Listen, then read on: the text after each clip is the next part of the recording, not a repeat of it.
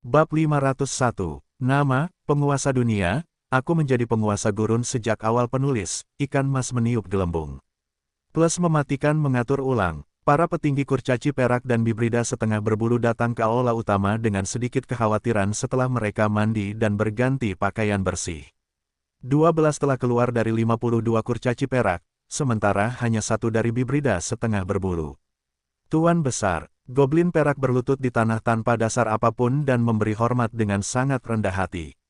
Tanda seru, bibrida setengah berbulu menatap para bajingan ini tanpa berkata-kata. Itu juga membutuhkan gulungan bagian dalam.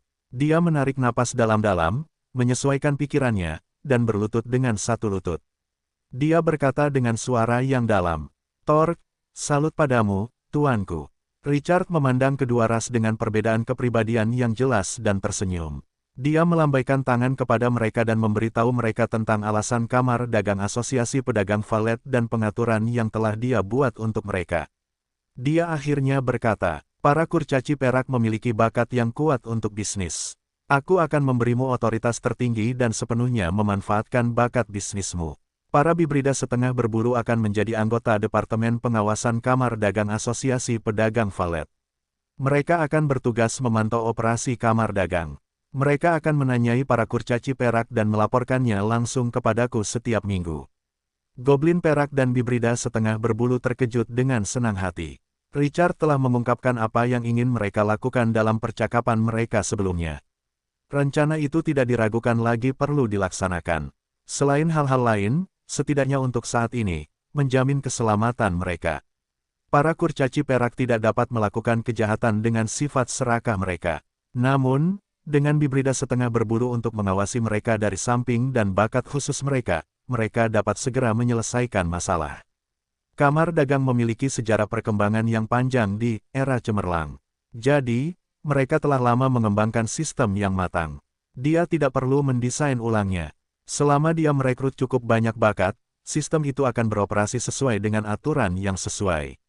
Namun, setelah pengaturan sederhana, masih ada masalah yang harus mereka selesaikan. Siapa yang akan mengelola Kamar Dagang? Pada tahap saat ini, kurcaci perak dan bibrida setengah berbulu hanya bisa menjadi staf, bukan manajer. Richard harus berpikir keras. Dia menoleh untuk melihat Christie dan Onyx. Lalu dia menggelengkan kepalanya. Wajar bagi anggota tingkat bawah untuk meminta orang kepada mereka, tetapi para petinggi Kamar Dagang harus menjadi orang mereka. Kalau tidak, apa gunanya memulai Kamar Dagang ini? Dia menoleh dan menatap Sina setelah dia berpikir keras. Dia memanggil prajurit wanita itu dan membisikkan beberapa patah kata di telinganya. Kemudian, dia memberikan kartu yang menyimpan tempat persembunyian pasukan. Sina segera berbalik dan keluar setelah dia mengambil kartu itu. Dia memerintahkan para pelayan keluar dari kota. Pada malam hari kedua, baru saat itulah Sina bergegas kembali.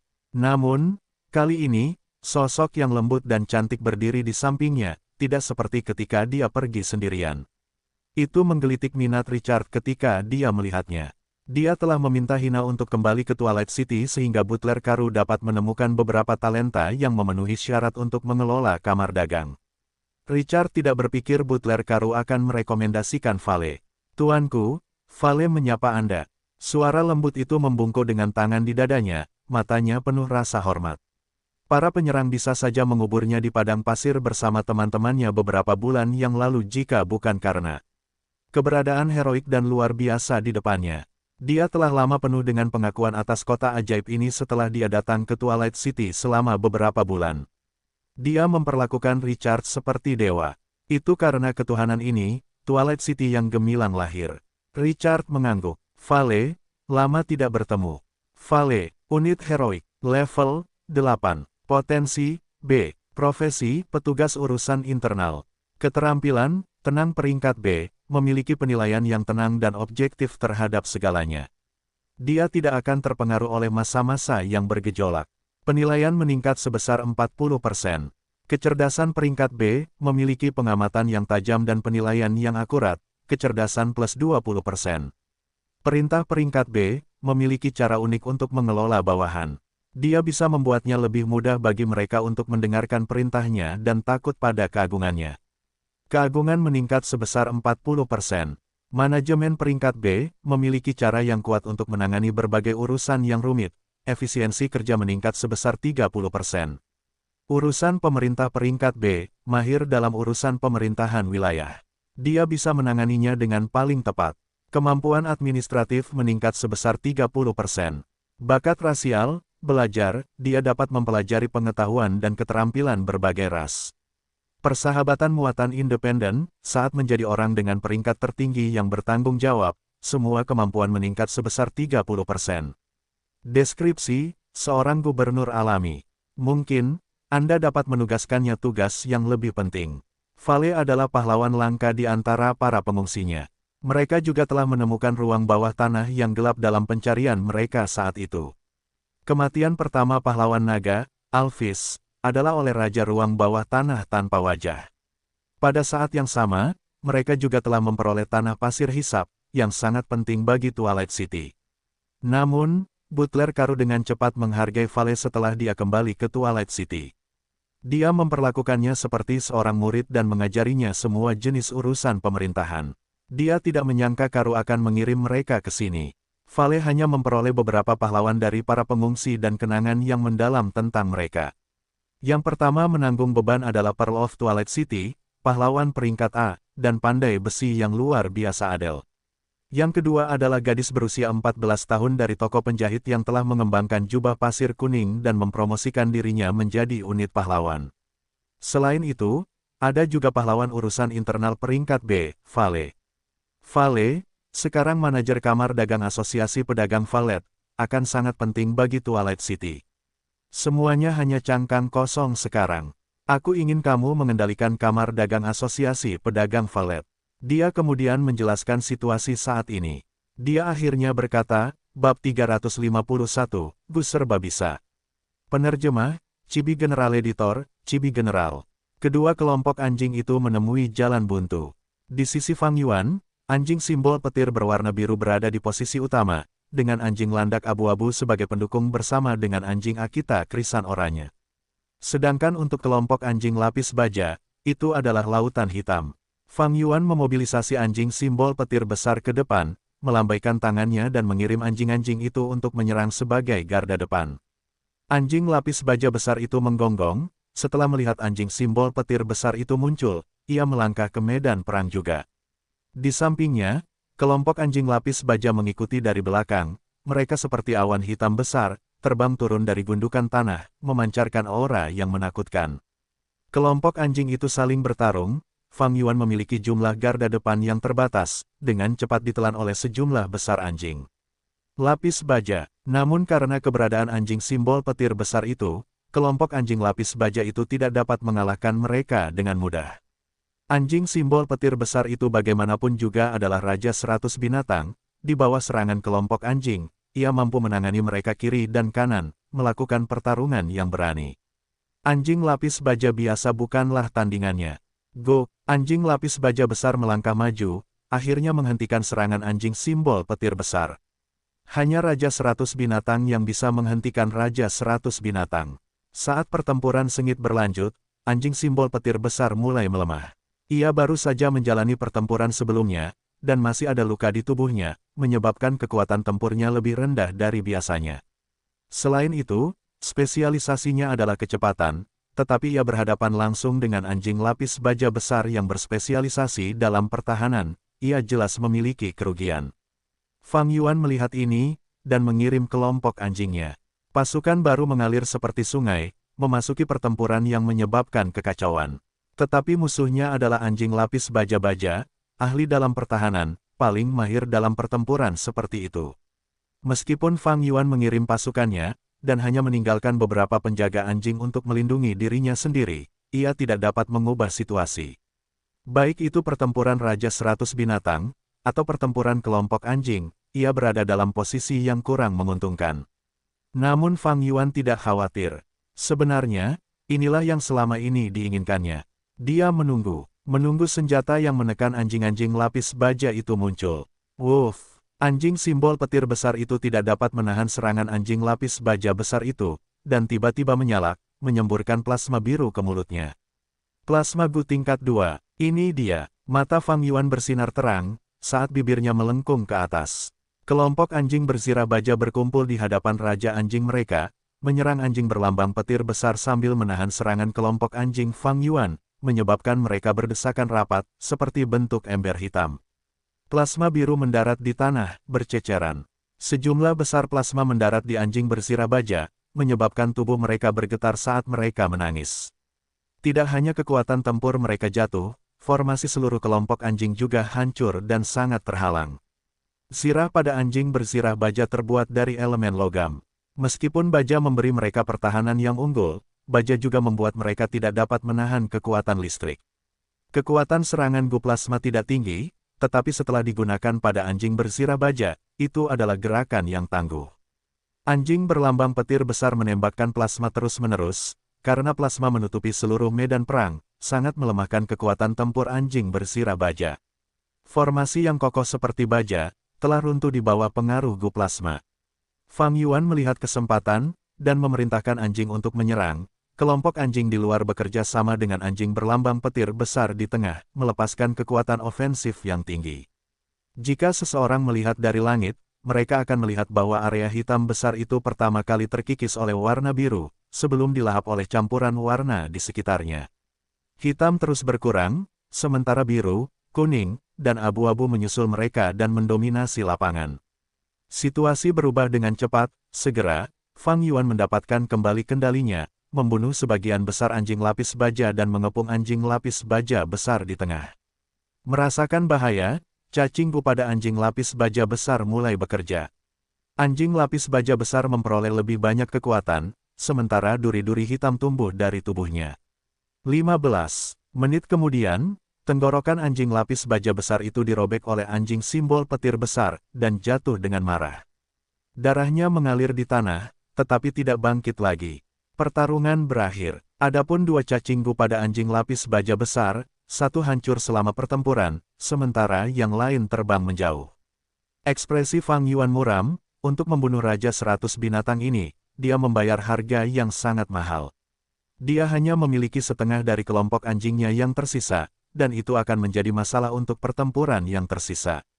Setelah 20 ronde, Raja-Raja Binatang akan muncul. Dengan adanya Raja Binatang, kelompok anjing akan menunjukkan kekuatan tempur yang lebih besar. Pada saat yang sama, Raja Binatang itu sendiri merupakan ancaman yang besar. Semakin banyak cacing Gu di tubuhnya, semakin kuat dia, dan semakin buruk situasinya bagi Master Gu yang melawannya. Keberuntungan Fang Yuan kali ini buruk, anjing lapis baja besar yang ditemuinya kali ini memiliki 2 Gu. Terutama ketika salah satu Gu bagus dalam menyerang dan bertahan, menyebabkan Fang Yuan menderita kerugian besar. Keberuntungan seseorang penting ketika menantang warisan 3 raja. Kelompok anjing lapis baja adalah pilihan terbaik Fang Yuan kali ini, tetapi keberuntungannya tidak sebaik itu. Seekor anjing perbudakan Gu tingkat 2 jatuh dari atas, sebagai hadiahnya karena menang. Fang Yuan tidak menggunakan Spring Autumn Cicada, ia langsung menyempurnakan Gu dengan bantuan kekuatan surgawi. Gu ini adalah kunci untuk melewati babak berikutnya. Dengan tekad seperti itu, Fang Yuan melangkah ke dalam kabut. Kiri, tengah, kanan, ada bayangan cahaya di ketiga arah. Mereka adalah sejumlah besar anjing mayat, sejumlah anjing yin, dan sejumlah besar hiena. Mata Fang Yuan bersinar saat ia menganalisis. Kali ini, kekuatannya terbatas, jadi ia harus memilih dengan bijak, melawan musuh yang lemah sambil memikirkan hadiah kemenangan. Jika aku mengalahkan kelompok anjing mayat, aku akan mendapatkan Gu relik perak putih. Membunuh anjing yin akan memberiku 2 tugas sekaligus Gu. Gu relik perak putih tidak berguna bagi Fang Yuan. Pada tahap ini, hanya Gu relik emas kuning yang menarik baginya. Namun sayangnya, Gu relik emas kuning sangat dikendalikan bahkan di kota Klansang. Master Gu peringkat 4 adalah ahli di alam Master Gu Fana. 1 Gu relik emas kuning dapat memengaruhi kekuatan pertempuran di antara Master Gu peringkat 4 secara signifikan. Di pasaran, Gu relik perak putih dijual secara normal, sedangkan Gu relik emas kuning sangat langka, seringkali dipegang oleh para petinggi. Fang Yuan tahu, klan super seperti klan Sang memiliki banyak Gu relik emas kuning dalam inventaris mereka. Namun, bahkan dengan token duri ungu, dia tidak bisa mendapatkannya. Sang Yan Fei memegang Gu relik emas kuning ini di tangannya, menolak untuk membiarkannya memasuki pasar. Ini adalah godaan rahasia. Jika Fang Yuan benar-benar bergabung dengan klan Sang, Gu relik emas kuning akan menjadi bentuk hadiah. Kecemerlangan Sang Yan Fei bukanlah sesuatu yang dapat dipahami oleh orang biasa. Fang Yuan tidak ingin bersaing dengannya dalam hal kecerdasan dan kekuatan hanya untuk sebuah Gu relik emas kuning, dan menyebabkan rencananya sendiri terhenti. Di warisan tiga raja, ada Gu relik emas kuning. Namun, hanya setelah ronde ke-40, jika aku bisa mendapatkannya, situasinya akan membaik pesat. Fang Yuan memiliki keinginan terhadap Gu relik emas kuning. Namun, dia tahu, apakah dia bisa mendapatkannya atau tidak, semuanya bergantung pada keberuntungannya sendiri. Dia tidak bisa memaksakannya. Mengenai dua tugas sekaligus, Gu itu dapat memungkinkan Master Gu untuk membagi pikirannya menjadi dua dan sangat efektif dalam memanipulasi. Pasukan cacing atau binatang buas. Fang Yuan sendiri bisa mengerjakan 4 tugas sekaligus. Jika ia menambahkan Gu ini, ia akan bisa mengerjakan 6 tugas sekaligus. 2 tugas sekaligus Gu hanyalah Gu tingkat 2. Jika semakin tinggi, ada 3 tugas sekaligus, 4 tugas sekaligus, 5 tugas sekaligus, dan seterusnya. Gu multitugas adalah alat terpenting bagi Master Gu jalur perbudakan. Tunggu, ini. Fang Yuan melihat ke kanan, setelah hiena menghilang, terlihat sebuah token. Hadiah biasa adalah Gu jalur perbudakan. Namun, hadiah ini sedikit istimewa, itu adalah token yang tampak biasa. Token itu kasar dan bentuknya tidak beraturan, seperti dibentuk dengan santai oleh seseorang.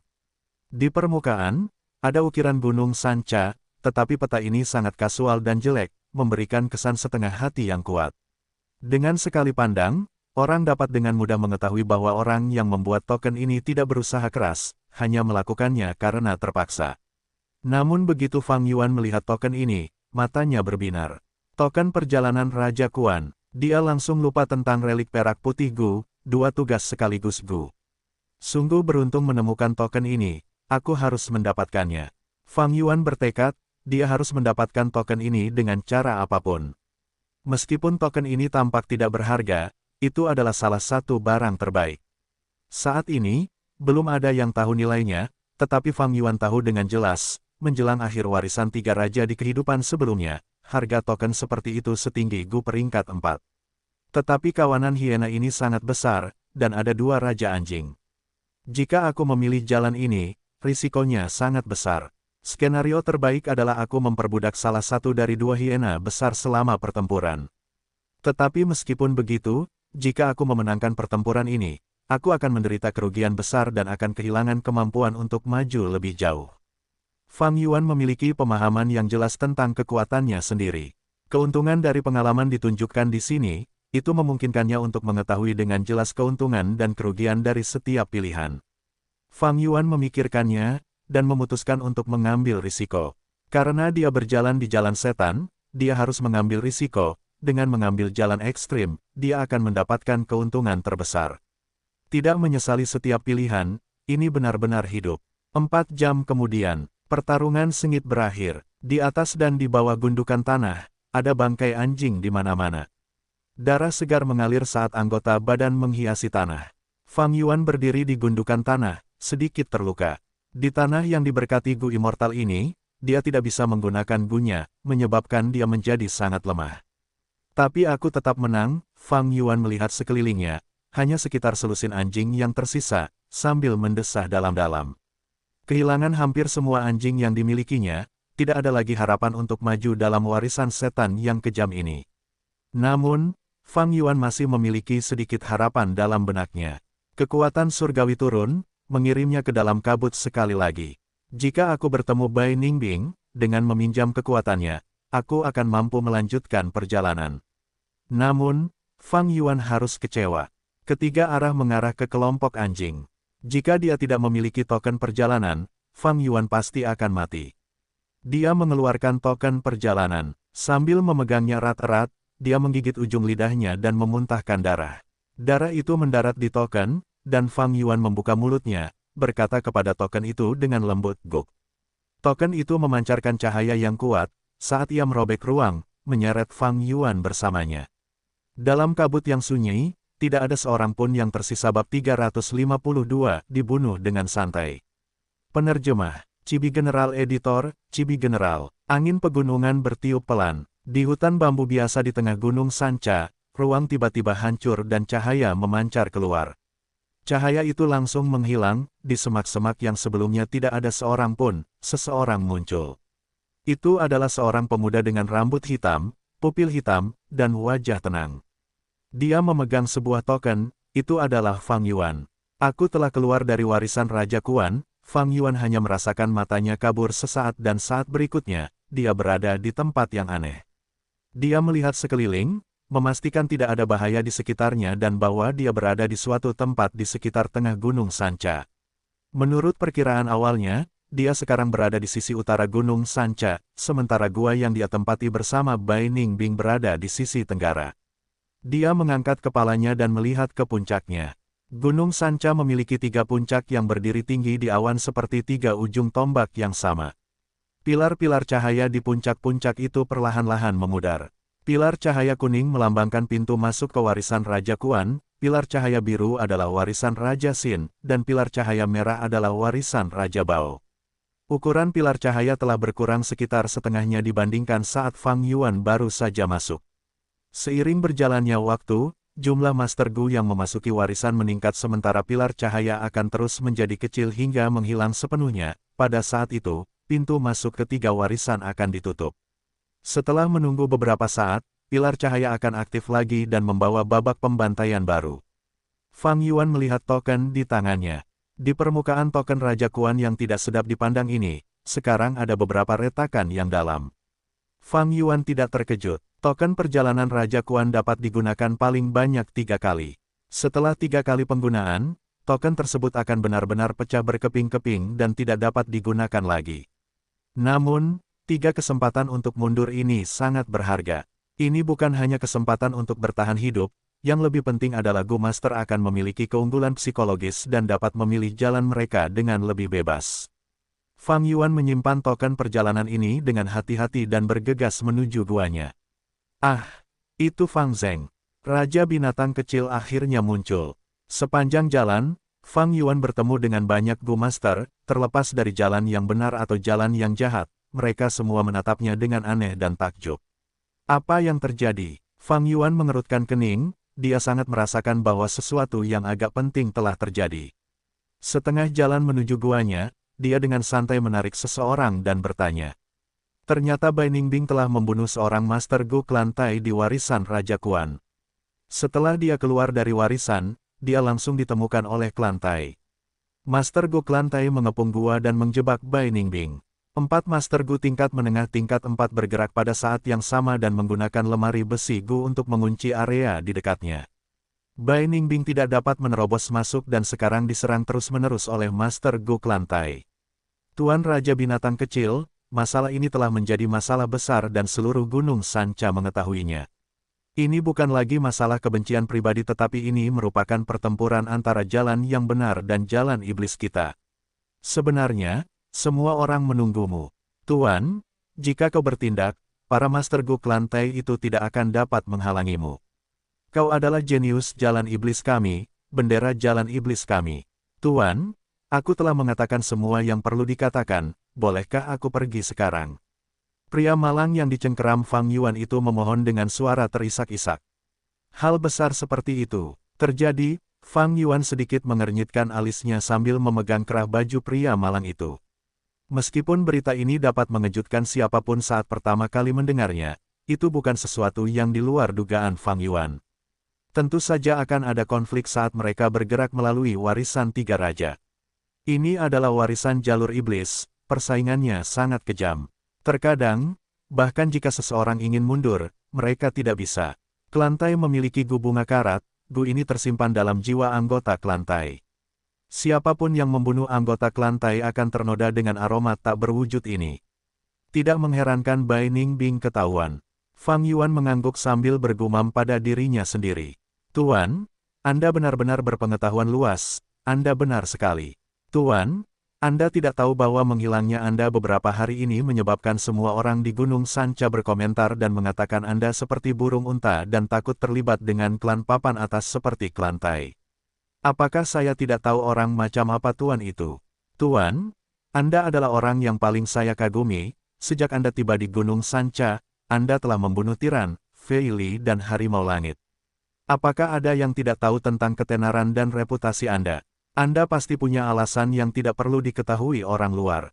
Sekarang jika Anda bertindak, orang-orang klan Tai itu pasti akan mengompol karena takut dan memohon Tuan untuk melepaskan mereka. Fang Yuan memiliki kekuatan yang besar dan saat dia mencengkeram kerah pria malang ini, pria malang itu kesulitan bernapas dan wajahnya menjadi ungu. Namun, untuk bertahan hidup, guru Gu ini berbicara tanpa henti, menyanjung dari awal hingga akhir, menunjukkan keinginannya yang besar untuk bertahan hidup. Fang Yuan terdiam dan baru setelah beberapa saat kemudian dia berkata perlahan, "Kamu benar." Dia mengendurkan tangannya. Gu Master tingkat 2 ini langsung memerah karena gembira. Orang macam apa Tuan? Orang yang cerdas pun akan tahu itu. Tuan benar-benar pahlawan yang hebat, pejuang yang hebat. Para tuan yang memfitnah itu bajingan, mereka semua buta. Tuan, aku selalu mendukungmu dan berdebat dengan orang lain untukmu. Hehe, Fang Yuan tiba-tiba tertawa dingin. Tangannya bergerak seperti kilat, seperti cakar elang, saat dia tiba-tiba mencubit leher Gu Master tingkat 2 ini. Krek, mata Gu Master itu dengan cepat melebar, tulang belakang di lehernya benar-benar hancur oleh Fang Yuan dan dia kehilangan nyawanya di tempat.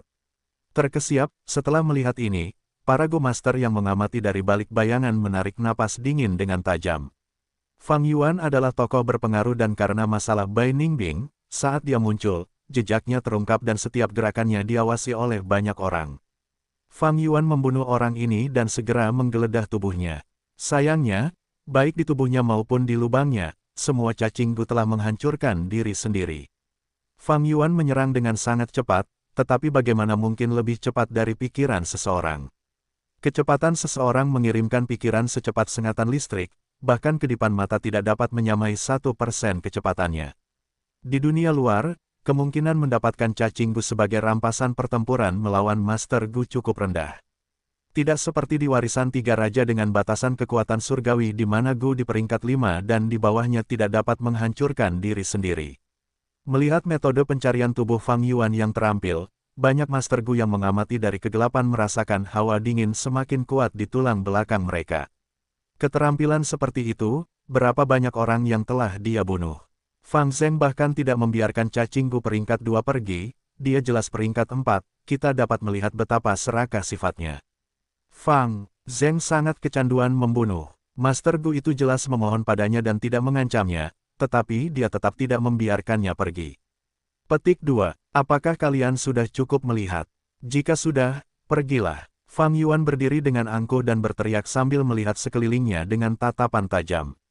Tak lama kemudian, sosok-sosok manusia muncul dari semak-semak, pohon-pohon, sungai-sungai kecil, dan dari bawah tanah dan batu-batu. Sosok-sosok ini dengan cepat mundur dan menghilang dalam hitungan detik. Daerah di sekitar Fang Yuan sekali lagi kembali damai. Sungguh sulit membayangkan ada begitu banyak orang yang bersembunyi. Fang Yuan kini memiliki reputasi hebat karena kekerasannya.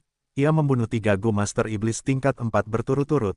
Ia menyelesaikan sesuatu dengan cara apapun. Ia tercela dan berdarah dingin, dan sangat kecanduan membunuh. Orang-orang ini keberaniannya hancur oleh satu kalimat sederhana Fang Yuan dan tidak berani berlama-lama di sekitar Fang Yuan. Fang Yuan mendengus dan melihat sekelilingnya sekali lagi sebelum dengan bangga meninggalkan tempat ini. Namun ia tahu, ia masih diawasi dari dalam kegelapan. Orang-orang yang ditakutinya semuanya udang. Yang tersisa semuanya unik, dengan modal untuk percaya diri. Fang Yuan tidak peduli dengan mereka dan melangkah keluar dari tempat ini. Sebenarnya, meskipun ia memiliki kecakapan pertempuran yang luar biasa sekarang, ia masih memiliki kelemahan dalam aspek investigasi. Terlebih lagi, para Gu Master yang diam-diam mengikuti dan mengawasinya pasti juga ahli dalam hal kecepatan. Bahkan jika Fang Yuan menemukan mereka, ia hanya memiliki Gu yang dapat menyerang dan akan cukup sulit baginya untuk mengejar mereka. Kemana dia pergi? Arah ini bukan ke arah tempat Bai Ningbing terperangkap. Apakah dia menemukan Gu? Baru saja ketika dia melihat sekeliling, jantungku berdebar kencang. Apakah Raja Binatang Kecil takut? Tunggu sebentar. Gua ini sepertinya kediaman Li Xian. Para Master Gu ini mengikuti Fang Yuan dengan hati-hati, mereka semua terkejut dalam hati ketika melihat Fang Yuan berhenti di depan sebuah gua. Rekannya, Iblis putih yang tak terpisahkan Bai Ningbing terperangkap, tetapi Raja Binatang Kecil tampaknya tidak sedikit pun cemas. Sebaliknya, dia berjalan menuju kediaman Li Xian. Li Xian adalah Master Gu jalur iblis di tingkat 4 tingkat atas. Dia licik dan tidak pernah menderita kerugian, karakter yang merepotkan. Mungkinkah Raja Binatang Kecil mencari masalah untuk Li Xian? Para Master Gu yang mengikuti Fang Yuan diam-diam membuat tebakan. Kedatangan Fang Yuan segera menarik perhatian Li Xian. Li Xian sudah berada di dekat guanya untuk menyiapkan metode pendeteksian. Tuan Raja Binatang Kecil, benar-benar tamu yang langka. Kau datang ke tempatku, apa yang bisa kulakukan untukmu? Li Xian berinisiatif untuk menyapa Fang Yuan. Ia mendekati Fang Yuan dan menangkupkan tinjunya sebagai salam pada jarak 20 langkah. Ia tidak berani terlalu dekat dengan Fang Yuan. Fang Yuan adalah seorang bajingan temperamental. Li Xian, pedagang yang tidak bermoral ini juga gelisah ketika menghadapinya. Kunjungan Fang Yuan di luar dugaannya. Siapa yang tahu apa yang akan dilakukan Fang Yuan, pria gila, licik, dan tak tahu malu ini selanjutnya. Karena itu, Li Xian tampak tenang di permukaan dan penuh dengan senyuman, tetapi ia sudah sangat waspada. Aku datang kepadamu secara alami untuk urusan bisnis. Ada apa? Kamu tidak akan mengundangku masuk. Fang Yuan tersenyum dengan tatapan tidak jelas. Karena Anda adalah pelanggan, tentu saja saya akan menyambut Anda. Silakan masuk, masuklah. Tatapan Li Xian berkedip dan dia minggir, membiarkan Fang Yuan masuk terlebih dahulu. Fang Yuan melangkah melewatinya dan melirik Li Xian. Li Xian tersenyum, dan berjalan di samping Fang Yuan ke dalam guanya.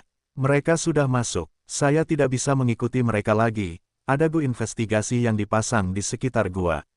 Jika saya masuk tanpa izin, saya pasti akan diperlakukan sebagai musuh oleh Li Xian. Apakah Raja Binatang Kecil benar-benar akan membuat kesepakatan? Mengapa saya merasa Li Xian tidak beruntung kali ini? Saya sudah bisa memprediksi adegan pertempuran yang eksplosif dan luar biasa antara keduanya. Li Xian berada di peringkat 4 tingkat atas, dia pasti memiliki banyak kartu truf. Jika terjadi perkelahian, itu pasti akan menjadi pertempuran naga dan harimau. Di luar gua, sekelompok Master Gu hanya bisa berhenti dan menjulurkan leher untuk melihat gua yang gelap. Bab 353, Babi Hutan Petir, Buaya Batu. Penerjemah, Cibi General Editor, Cibi General. Di dalam gua, Li Xian meminta Fang Yuan untuk duduk lalu duduk di sampingnya. Silakan minum teh. Li Xian merentangkan jari-jarinya yang pendek dan tebal, tangannya terbuka dan teh harum muncul di telapak tangannya yang terbuka. Fang Yuan melihat teh itu, tetapi tidak menerimanya atau bahkan bergeming. Sebaliknya dia mendesah, gu langit biru laut timur benar-benar berguna. Tidak hanya memiliki kapasitas besar, jauh melampaui yang lain dengan level yang sama, tetapi juga mudah dan nyaman digunakan. Aku tidak menyangka Tuan Raja Binatang Kecil mengenali gu ini. Tatapan mata Li Xian sedikit berkedip. Dia bukan dari perbatasan selatan, tetapi datang ke sini dari Laut Timur. Gu langit biru adalah gu yang unik di Laut Timur dan sangat jarang ditemukan. Ketika Li Xian berurusan dengan orang lain, dia sering menggunakan gu ini untuk menunjukkan metodenya.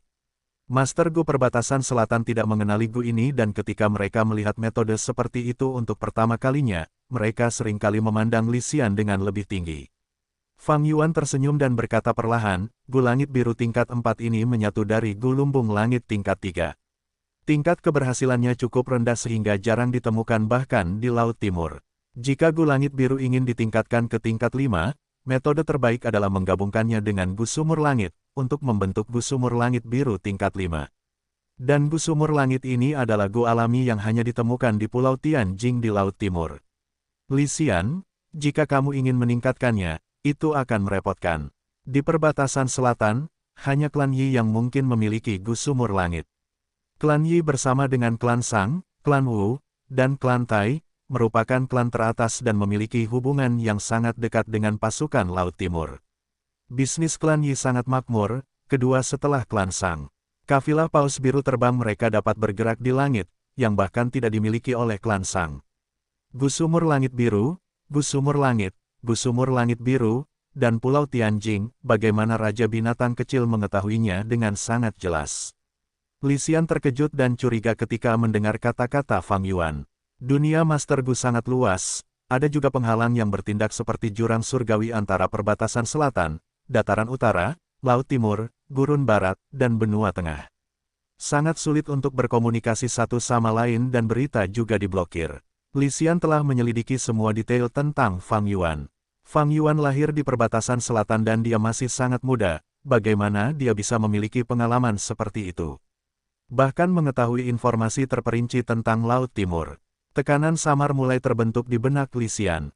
Aneh, apa asal-usul Raja Binatang Kecil ini? Bagaimana dia bisa tahu begitu banyak? Mungkinkah ada seorang ahli di belakangnya? Dengan usia dan pengalamannya, bagaimana dia bisa tahu detail seperti itu? Oh ya, dia tinggal cukup lama di kota Klan Sang dan mungkin telah menerima bimbingan dari Sang Yanfei. Sang Yanfei adalah pemimpin Klan Sang, seorang Gu Master tingkat atas peringkat 5, seorang ahli di puncak dunia fana. Tidak aneh bagi Raja Binatang Kecil untuk mengetahui hal-hal ini di bawah bimbingannya. Tatapan mata Li Xian terus berkedip. Hatinya diselimuti kabut keraguan. Seluruh tubuhnya dalam posisi kaku dan telapak tangannya masih memegang teko tanah liat ungu. Tidak, tiba-tiba, pikirannya berkelebat seperti kilat saat dia memikirkan hal utama. Awalnya aku ingin menunjukkan metodeku dan menekannya. Kupikir aku menjadi terlalu curiga dan pikiranku menjadi tidak tenang hanya karena beberapa kata Raja Binatang Kecil. Bahkan jika dia memiliki Sang Yanfei di belakangnya, lalu kenapa? Orang lain mungkin takut, tetapi aku, Li Xian, punya caraku sendiri. Li Xian mendengus pelan dan meletakkan teko di atas meja. Dia mengambil kesempatan ini untuk menenangkan pikirannya. Bagaimanapun, dia adalah seorang elit dari jalur iblis dan telah menyesuaikan pikirannya hanya dalam beberapa tarikan napas. Dia kemudian menghadapi Fang Yuan dengan tenang. Hanya saja ada sedikit kehati-hatian dan kesungguhan di matanya sekarang. Tuan Raja Binatang Kecil, silakan cicipi tehnya. Transaksi apa yang ingin Anda lakukan dengan saya? Tanya Li Xian. Anda tidak perlu banyak berpikir, ini hanya transaksi sederhana. Fang Yuan berkata, lalu mengeluarkan beberapa cacing gu dari lubangnya dan menunjukkannya kepada Li Xian. Cacing gu ini adalah jarahan yang dirampasnya dari para Master Gu yang dibunuhnya di warisan Raja Kuan. Ada gu peringkat 3 dan peringkat 4, tetapi mereka tidak cocok untuk jalur kekuatan Fang Yuan. Li Xian tidak dapat menahan diri untuk tidak menyipitkan matanya ketika dia melihat gu ini. Dia adalah orang yang sangat cerdik dan segera menyadari banyak hal. Siapa yang mengira Raja Binatang Kecil ini juga memiliki beberapa prestasi di jalur perbudakan. Setelah memasuki warisan Raja Kuan, dia membunuh 2 Master Gu. Bakat seperti itu benar-benar iblis. Li Xian tidak dapat menahan diri untuk tidak memikirkan Mo Wutian. Setelah dia tiba di perbatasan selatan, dia telah berjalan di jalan iblis untuk waktu yang lama, berhubungan dengan segala macam orang. Dia merasa bahwa hanya berdasarkan bakat, talenta, dan temperamen, di antara generasi muda jalan iblis, Mo Wutian berada di puncak. Namun, sekarang, dia menyadari Raja Binatang Kecil di depannya memiliki bakat yang tidak kalah dengan Mo Wutian. Raja Binatang Kecil dan Mo Wutian, aku bertanya-tanya apa yang akan terjadi jika keduanya bertemu. Hanya saja kultivasi Raja Binatang Kecil saat ini agak lemah, Mo Wutian lebih tua darinya dan sudah berada di tahap puncak peringkat 4. Li Xian merenung, dia berbicara dengan penuh semangat, namun, Tuan Raja Binatang Kecil, Anda melakukan hal yang benar dengan mencari saya untuk transaksi ini. Saya memiliki gu pada saya yang saya yakini akan penting bagi Tuan. Oh, Fang Yuan mengangkat alisnya. Li Xian merentangkan telapak tangannya dan sebuah bola tiba-tiba muncul. Bola ini tampak bagus, bersinar dengan cahaya emas putih. Fang Yuan dengan hati-hati melihatnya dan melihat bahwa bola itu adalah bola semut. Lebih dari 100 semut terbang merangkak satu sama lain dan saling menempel untuk membentuk bola. Semut terbang ini tidak terlihat berbeda dari semut normal.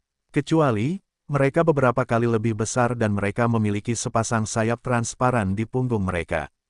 Ini adalah semut terbang pemakan emas peringkat 3, semuanya ada 120. Beberapa orang tua dari klan Tai menjebak Raja Iblis Putih dengan menggunakan gu lemari besi bersama dengan gu aliran Qi. Sekarang, area seluas 1000 kaki di sekitar itu telah dikunci. Namun, gu lemari besi akan mudah runtuh melawan kelompok semut terbang ini. Tuan Raja Binatang Kecil, saya baru saja menghitung, harga gu Anda cukup bagus untuk membeli kelompok semut terbang ini. Li Xian tersenyum hangat. Namun, di luar dugaannya, Fang Yuan hanya melirik bu semut terbang pemakan emas ini sekali sebelum mengalihkan pandangannya. Siapa yang bilang aku akan membeli benda ini? Ini daftar barangnya, aku ingin semua barang tertulis di dalamnya. Li Xian menerima daftar itu dan meliriknya. Ada banyak cacing gu dan banyak bahan pelengkap untuk memurnikan gu tertulis di dalamnya. Meskipun ada semua jenis barang di daftar itu, dengan pengalaman dan kelicikan Li Xian, tidak sulit baginya untuk melihat semua barang ini diperlukan untuk jalur kekuatan. Bai Ningbing telah dijebak oleh klan Tai, bagaimana mungkin Raja Binatang kecil ini tidak khawatir sedikitpun. Aneh, tidak akan mudah baginya untuk menyingkirkan gu lemari besi hanya dengan gu jalur kekuatan di tubuhnya. Apakah dia punya beberapa metode khusus? Atau mungkin, barang-barang di daftar ini adalah untuk memurnikan musuh gu lemari besi. Li Xian menyipitkan matanya, cahaya terang melintas melewati celah matanya. Dia menyelidiki, Tuan Raja Binatang Kecil, ada banyak sekali barang di daftar ini, saya tidak bisa mengeluarkannya dalam waktu dekat. Selain itu, harga totalnya jauh melampaui harga gu yang Anda jual ini. Tidak masalah, tidak masalah. Fang Yuan melambaikan tangannya, saya ingin membeli semua barang di daftar ini. Berikan apapun yang Anda miliki saat ini. Adapun yang lainnya, saya harus merepotkan Anda untuk memperhatikannya. Uang bukan masalah. Fang Yuan memiliki banyak batu purba padanya, sumber daya keuangannya cukup memadai. Li Xian tertawa, dia tidak bisa menyelidiki apapun jadi dia hanya mengangguk dan setuju. Di dalam sebuah gua, lampu berkedip. Fang Yuan duduk bersila di tanah, seluruh perhatiannya tertuju pada bola pasta di depannya. Pasta ini berwarna-warni dan mengambang di udara, terus bergulir dan berputar, dan mengeluarkan aroma aneh. Proses peleburan gu telah mencapai tahap kritis. Fang Yuan terus-menerus melemparkan batu purba. Batu purba memasuki pasta dan segera larut menjadi cairan esensi, mengencerkan pasta kental. Fang Yuan terus melemparkan batu purba tanpa peduli, hanya setelah pasta menipis hingga tingkat tertentu dia berhenti. Kemudian, dia dengan cepat mengeluarkan gu petir. Gu petir adalah gu tingkat 3. Pasta itu menelannya dan segera memancarkan kilat. Dalam sepersekian detik, aroma di udara meningkat pesat. Cahaya warna-warni menyebar dan digantikan dengan cahaya biru yang melimpah. Petir menghasilkan suara berderak lembut seperti pembakaran petasan kecil. Napas Fang Yuan bertambah cepat dan ketika dia mencium bau terbakar di udara, matanya bersinar dengan cahaya terang. Sudah waktunya, gu upaya habis-habisan. Hantu babi hutan segera muncul di atasnya. Kekuatan Qi Gu. Fang Yuan mengaktifkan kekuatan Qi Gu. Hantu babi hutan itu menempel pada kekuatan Qi yang tak berbentuk, dan langsung menjadi sangat mengancam. Di bawah kehendak Fang Yuan, hantu babi hutan itu terbang menuju pasta.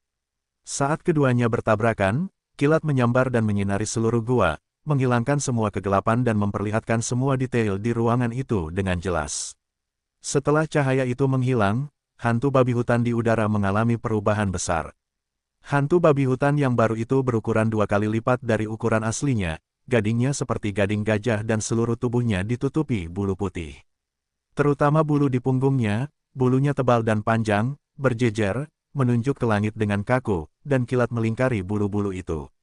Hantu babi hutan petir, berhasil, hebat. Babi hutan petir, setara dengan gajah naga, biao, dan mastif. Dengan kekuatan babi hutan petir, kekuatan tempurku meningkat lagi. Berikutnya adalah kekuatan buaya batu. Malam kultivasi berlalu tanpa disadari. Ketika cahaya fajar menyinari Gunung Sanca, Fang Yuan keluar dari gua tempat ia tinggal. Meskipun ia kelelahan, ia merasa senang di dalam. Ia berhasil meningkatkan kekuatan babi hutan dan kekuatan buaya menjadi kekuatan babi hutan guntur dan kekuatan buaya batu. Kekuatan tempurnya meningkat setidaknya 30%. Bai Ningbing, ia melihat ke arah tenggara, suatu area di tengah gunung ditutupi oleh penghalang Qi ungu tua. Penghalang Qi itu seperti menara tinggi, menyegel ruang di dalam dan mengisolasinya dari dunia luar. Kombinasi gu lemari besi dan gu aliran Qi menyebabkan Bai Ningbing menjadi binatang buas yang terperangkap dari klan Tai. Fang Yuan mendengus dingin. Situasinya tampak sederhana tetapi sebenarnya itu masalah yang rumit. Keempat orang tua klan Tai yang menjebak Bai Ningbing semuanya berada di tahap tengah peringkat 4. Meskipun Bai Ningbing adalah seorang jenius, dia hanya berada di tahap awal peringkat 4. Jika klan Tai benar-benar bertekad untuk menangkap Bai Ningbing, mereka pasti sudah menangkapnya tetapi mereka tidak melakukannya. Di satu sisi, itu untuk mempertahankan kekuatan mereka untuk memperjuangkan warisan tiga raja. Di sisi lain, itu karena mereka tertahan oleh token duri ungu pada Bai Ningbing. Akhirnya, itu untuk memancing Fang Yuan. Jika Fang Yuan menyerang dengan gegabah, keempat orang tua klan tidak dapat menggabungkan kekuatan mereka untuk mengaktifkan pencarian peringkat 5 dan mengunci Gu untuk dengan mudah menekannya dan Bai Ningbing. Dalam kehidupan Fang Yuan sebelumnya, keempat orang tua klan Tai telah menggunakan jurus pembunuh ini untuk menangkap Kong Ritian dari jalur iblis. Namun tak lama kemudian, mereka dibunuh oleh seorang Master Gu tingkat 3. Gu pencari dan pengunci tingkat 5 memiliki permintaan yang sangat besar terhadap esensi purba. Keempat orang tua klan Tai adalah sosok yang sangat tragis, mereka mengolah jurus pembunuh selama bertahun-tahun dan akhirnya menjadi pusat perhatian. Tetapi kejadian itu tidak berlangsung lama karena mereka kekurangan esensi purba dan dibunuh oleh seorang Master Gu tingkat 3, bab 354, Kulit Perunggu Kuno Gu. Penerjemah, Chibi General Editor, Chibi General. Penghalang Ki ungu tua bagaikan menara tinggi yang mengunci area seluas ribuan meter. Namun, penghalang Ki itu tidak mengisolasi pandangan. Siapa yang tahu berapa banyak mata yang diam-diam mengawasi pemandangan dari luar penghalang? Bai Ningbing, biarkan dirimu ditangkap dengan patuh. Tidak mungkin bagimu untuk melarikan diri. Empat orang tua klan Tai menempati posisi timur, selatan, barat, dan utara secara terpisah, mengunci Bai Ningbing di tengah. Bai Ningbing duduk bersila di atas batu besar, kedua tangannya memegang batu purba saat dia mengisi kembali esensi purbanya. Bai Ningbing, jangan berkhayal. Kau membunuh anggota klan Tai kami, dan masih berpikir kau akan dapat melarikan diri. Tatapan keempat orang tua itu serius dan menatap tajam ke arah Bai Ningbing, mengelilinginya tanpa celah. Bai Ningbing perlahan membuka matanya yang menyipit, tatapannya tenang dan nadanya acuh tak acuh. Empat orang tua klan Tai, apa gunanya bicara banyak? Kalau kalian mau menangkap dan membunuhku, ayo. Bahkan kalau aku, Bai Ningbing, mati di tangan kalian, aku pasti akan mengalahkan beberapa dari kalian. Dia berhenti sejenak sebelum melanjutkan, kalian terus-menerus mempertahankan penghalang Ki ini, seharusnya penghalang ini menghabiskan banyak esensi purba kalian, kan? Hehe, aku tahu kalian berempat ahli dalam taktik pertempuran tim sementara aku baru di tahap awal peringkat 4, tapi kalian bisa bertaruh bahwa kalau kalian membunuhku, bahkan kalau kalian tidak mati, kalian pasti akan terluka parah. Dan kalau rekanku muncul, apa yang akan terjadi pada kalian? Kalian, keempat orang tua klan Tai itu jengkel. Bai Ningbing mungkin meminjam nama Fang Yuan, tapi itu tepat mengenai titik lemah mereka. Bai Ningbing, jangan keras kepala. Sini, biarkan aku melihat apa yang bisa kalian lakukan. Salah satu orang tua itu berdiri. Hehehe, Bai Ningbing tersenyum lembut dan perlahan berdiri untuk menerima tantangan itu. Rambut perak dan pakaian seputih salju, dengan keanggunan yang menonjol dari kerumunan, bahkan jika dia terjebak, dia tetap tenang, sikap percaya diri yang menunjukkan bahwa dia tidak khawatir tentang situasi hidup dan mati ini. Keduanya memulai pertarungan mereka, pasir dan kerikil mulai beterbangan di dalam penghalang Ki, cahaya salju menyebar kemana-mana dan benturan baja bergema. Jauh di puncak gunung yang pendek berdiri sekelompok Master Gu Klan Sang. Putaran pertempuran lain telah dimulai lagi. Bai Ningbing ini layak atas ketenarannya di panggung pertempuran. Dia mampu menahan 4 Master Gu tingkat menengah peringkat 4 yang menyerangnya secara bergantian, dia tidak sederhana. Salah satu dari mereka mendesah. Bai Ningbing memiliki naluri bertarung yang luar biasa, dia memang kuat. Namun, alasan lainnya adalah karena keempat tetua dari klan Tai tidak berani menggunakan seluruh kekuatan mereka. Seseorang menganalisis. Benar sekali, para tetua khawatir dan takut akan serangan balik dari Bai Ningbing saat dia hampir mati. Mereka ahli dalam taktik pertarungan tim, dan kekuatan individu mereka tidak setakut para Gu Master di level yang sama. Jika mereka kekurangan satu anggota, seluruh kekuatan mereka akan turun drastis dan akan sulit bagi mereka untuk memperebutkan warisan tiga raja. Yang aku khawatirkan sekarang adalah Bai Ningbing memiliki token duri ungu. Jika dia mengeluarkannya, apakah kita akan bergerak? Jangan lakukan apapun untuk saat ini. Aku sudah mengirim pesan, dan klan telah mengirim bala bantuan yang kuat. Tetua Yi Huo sedang bergegas ke sini. Mendengar informasi ini, para Gu Master klan Sang membangkitkan semangat mereka. Yi Huo bukanlah seorang Gu Master biasa, dia adalah salah satu dari 5 tetua agung klan Sang dengan kultivasi tahap puncak peringkat 4. Dia adalah salah satu ahli di bawah Sang Yan Fei, sekarang setelah dia diutus, itu pasti akan mengubah situasi seluruh Gunung Sanca. Tidak kusangka semuanya berubah seperti ini. Jika Bai Ningbing dibunuh oleh klan Tai, kesepakatan kita dengan klan Sang akan gagal. Di semak-semak, Meng Tu mengamati pertempuran di dalam penghalang Qi dengan mata berbinar dan berkata dengan nada khawatir. Dia berada di puncak hidupnya dan berada di tahap puncak peringkat 3, sama seperti rekannya Jiao Huang. Keduanya adalah pembunuh terkenal di jalur iblis, beberapa waktu lalu bahkan jalur lurus tingkat menengah peringkat 4 Xiao Fu Lu tewas di tangan mereka. Mereka menerima misi dari klan Sang, jika mereka bisa membunuh Fang dan Bai, mereka akan diizinkan untuk bergabung dengan klan Sang. Mereka telah bergerak ke Gunung Huotan, tetapi kelompok buaya lava yang mereka tarik tidak menimbulkan masalah bagi Fang dan Bai. Keduanya tidak menyerah dan terus mengikuti Fang dan Bai ke Gunung Sanca, menunggu kesempatan sejak saat itu. Apa yang bisa kita lakukan? Kita jago membunuh dan tidak jago menyerang dari depan. Kalau kita bergerak di depan semua orang, tingkat keberhasilan kita akan terlalu rendah. Kalau Bai Ningbing mati, kita juga tidak bisa berbuat apa-apa, kita hanya bisa pasrah pada takdir. Kata lelaki tua Jiao Huang sambil mendesah. Ya, siapa tahu ada banyak orang yang mengawasi dari kegelapan. Siapa bilang kita tidak ketahuan saat datang ke sini? Meng Tu menambahkan dengan tidak berdaya. Mereka adalah Master Gu pembunuh dan sangat memperhatikan penyembunyian, tidak apa-apa kalau mereka tidak bergerak, tapi begitu mereka bergerak, itu pasti serangan yang fatal. Sebelum bergerak, mereka telah melalui perencanaan yang sangat matang dan melakukan banyak persiapan sebelum meledak sekaligus. Jika tingkat keberhasilannya terlalu rendah, mereka tidak akan bergerak dan lebih memilih untuk menyerah. Ini juga alasan mereka mampu bertahan hidup saat berkeliaran di jalur iblis untuk waktu yang lama. Setiap Gu Master yang terkenal memiliki cara unik mereka sendiri untuk bertahan hidup. Hehehe, keempat orang tua dari klan Tai ini dalam keadaan yang canggung. Li Xian berdiri di depan penghalang Qi dan melihat pertempuran di dalam, matanya menyipit dan dipenuhi dengan kegembiraan atas kemalangan orang lain. Meskipun tempat ini telah menjadi fokus banyak tatapan di Gunung Sanca, Li Xian tidak peduli. Dia sangat yakin bahwa dia sama sekali tidak akan terekspos oleh orang lain. Keyakinan ini datang dari Gu peringkat 5 miliknya, Gu Tembus Pandang. Cacing Gu di peringkat 5 langka. Banyak Gu Master peringkat 5 hanya akan memiliki 1 atau 2 Gu peringkat 5 pada mereka selama bertahun-tahun.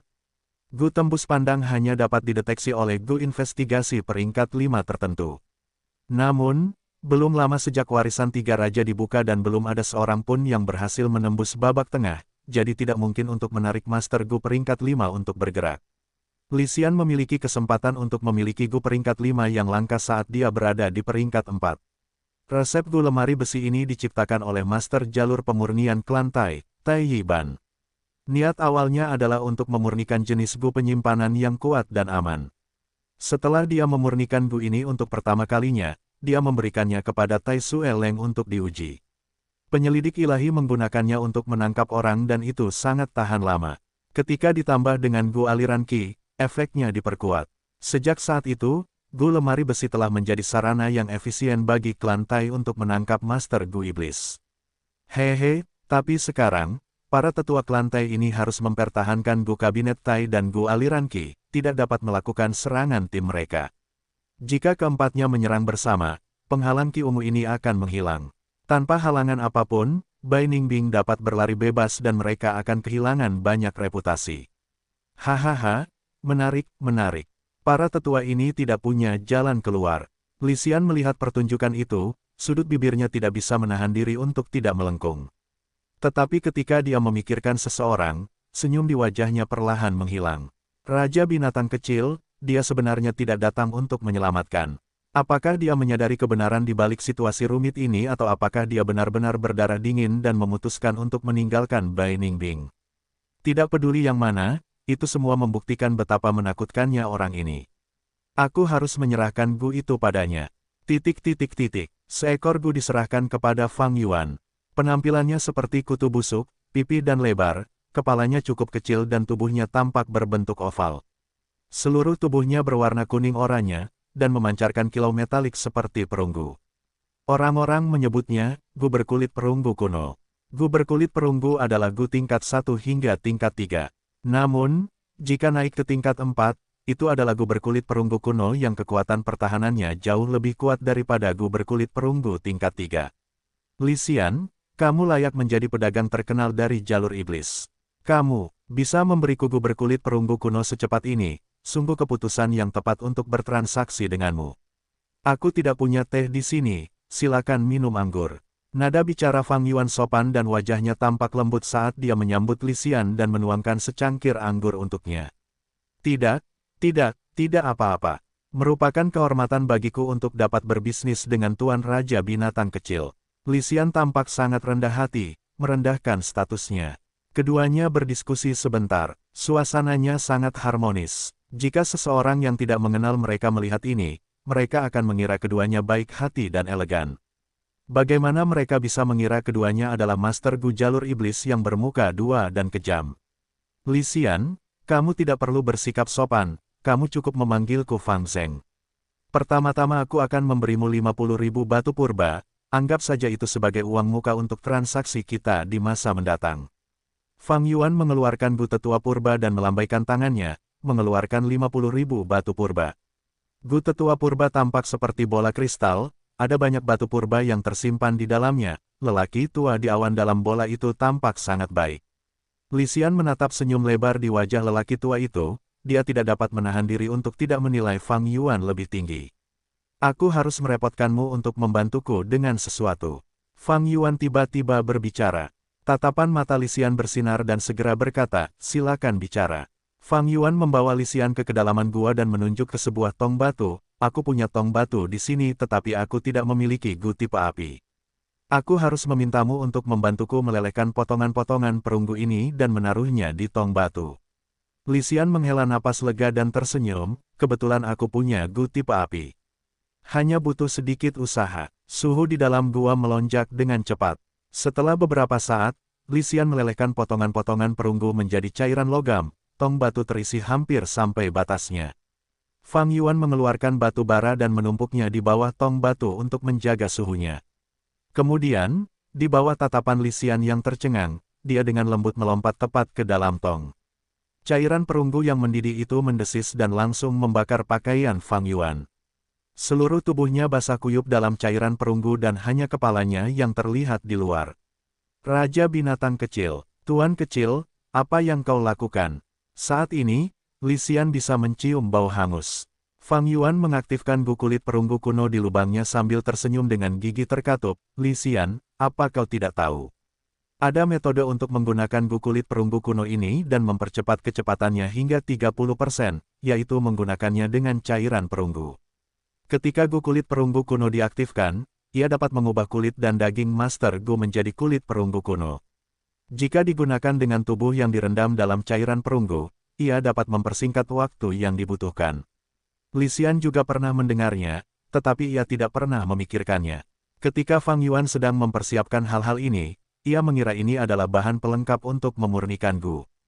Karena metode ini sangat menyakitkan dan kejam, Master Gu harus bersentuhan dengan cairan perunggu yang mendidih dan membara tanpa menggunakan cara bertahan apapun. Hanya seorang masokis mesum yang akan memilih metode ini. Apakah Raja Binatang Kecil seorang masokis? Li Xian terus memikirkan pertanyaan ini saat ia kembali ke guanya dengan ekspresi bingung. Pada saat ini, ada orang lain yang juga memikirkan Fang Yuan. Fang Yuan, mengapa kau belum muncul?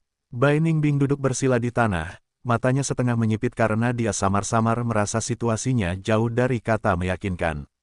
Kita telah menggunakan sumpah racun Gu, dia sama sekali tidak bisa meninggalkanku begitu saja. Tapi dia masih belum muncul sampai sekarang, mungkinkah dia masih berada di dalam warisan atau mungkin menemui masalah?